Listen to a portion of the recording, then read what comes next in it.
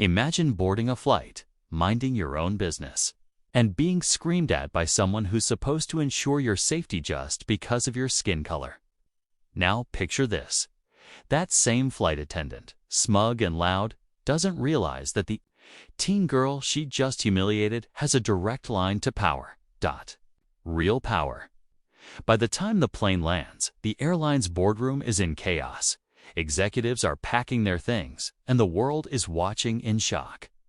This story will leave your jaw on the floor.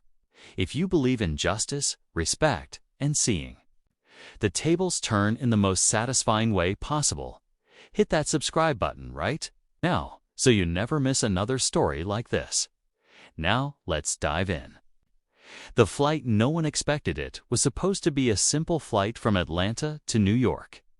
A normal Tuesday afternoon, and 17-year-old Zariah Taylor had been looking forward to it for weeks. She had just won a nationwide STEM competition and had been invited to speak at a youth innovation conference sponsored by tech giants and elite investors.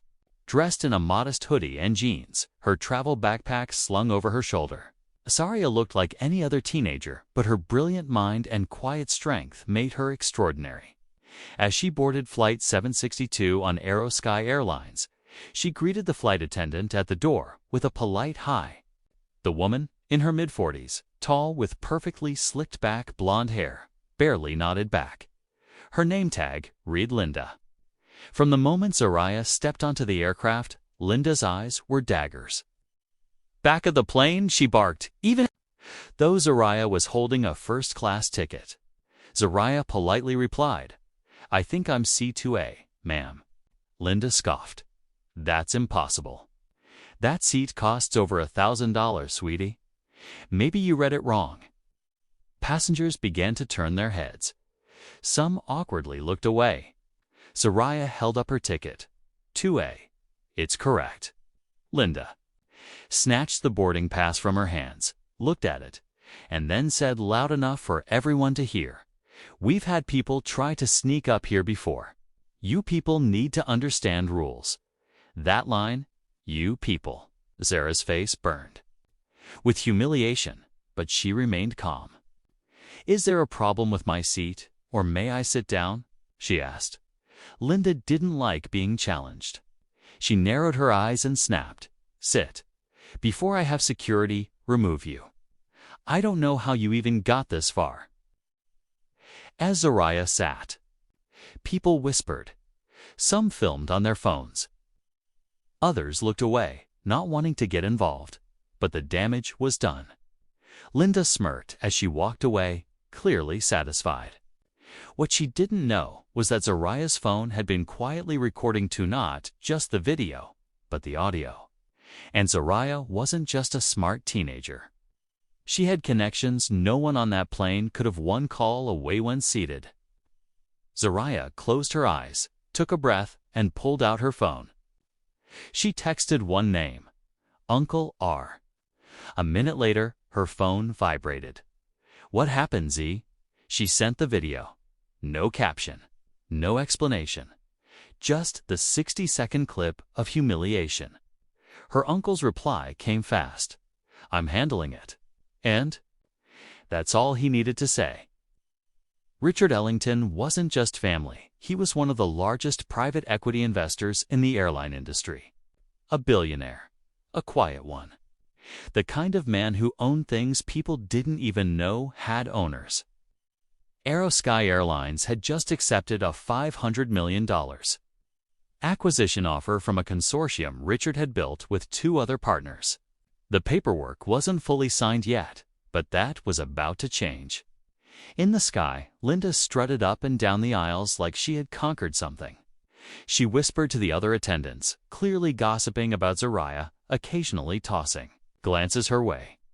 The pilot had no idea what was unfolding in his cabin. Neither did the rest of the crew. But somewhere in a New York skyscraper, a series of calls began. Richard dialed Aerosky's CEO directly. "Pull up passenger 2A on Flight 762. Her name is Zariah Taylor. She was just racially profiled and humiliated by your crew. You have 2 hours to suspend everyone involved before I make the board vote to pull the plug.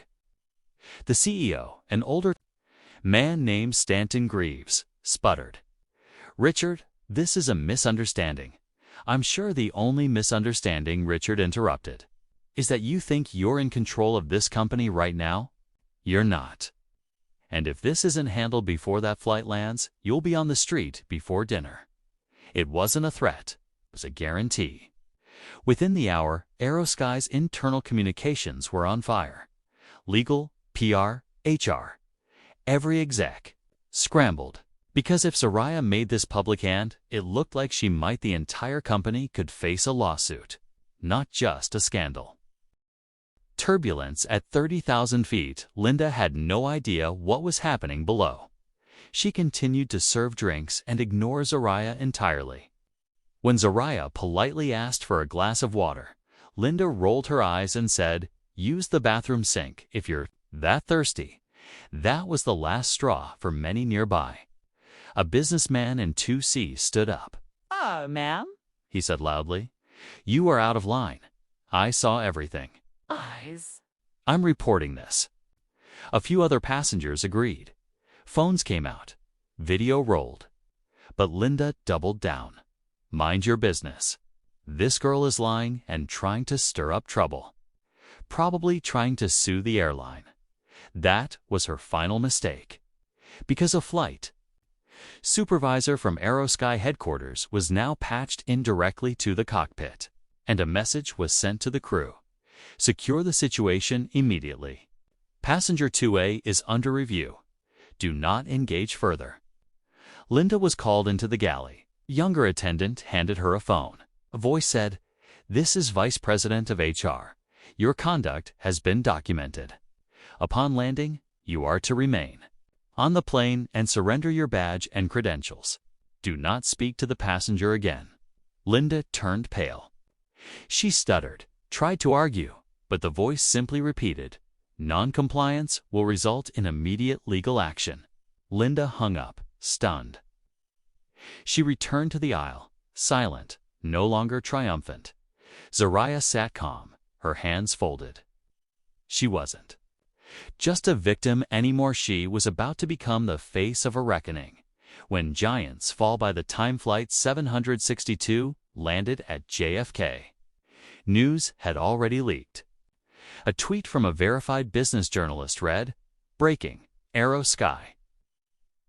Airlines under fire after footage shows racial profiling of teenage passenger. Acquisition deal may be in jeopardy." In less than 20 minutes, the video Soraya quietly posted with the caption, "This happened to me today. Is this okay?" hit 4 million views. Hashtag Justice for Zaria trended in the US and UK. Influencers, celebrities, and civil rights attorneys flooded social media. Aerosky's CEO rushed to do damage control, but Richard was already ahead. He pulled the acquisition deal and instead announced a hostile takeover. "We believe Aerosky's leadership no longer aligns with the standards of dignity, equity, or customer respect," his statement read. Within 48 hours, Linda was fired. The CEO resigned. 3 other staff members were suspended pending investigation. Aerosky stock plummeted 43%. A federal review into discriminatory airline practices was opened, and Soraya Shu was offered a public apology, a 7-figure settlement, and a full ride to any Ivy League school of her choosing funded by the airline. But she declined the money. Instead, she asked that it be used to create a nonprofit, Skyrise, a program for empowering underrepresented youth in aviation and tech. When asked by reporters how she stayed so calm, Soraya simply said, "I was raised to know my worth." And that justice doesn't always shout at acts. In the months that followed, Soraya became a national icon. She gave a TED Talk. She was invited to the White House, but most importantly, she showed the world that one calm voice, one phone call, and one powerful mind can bring down giants, especially when the giants forget their humanity.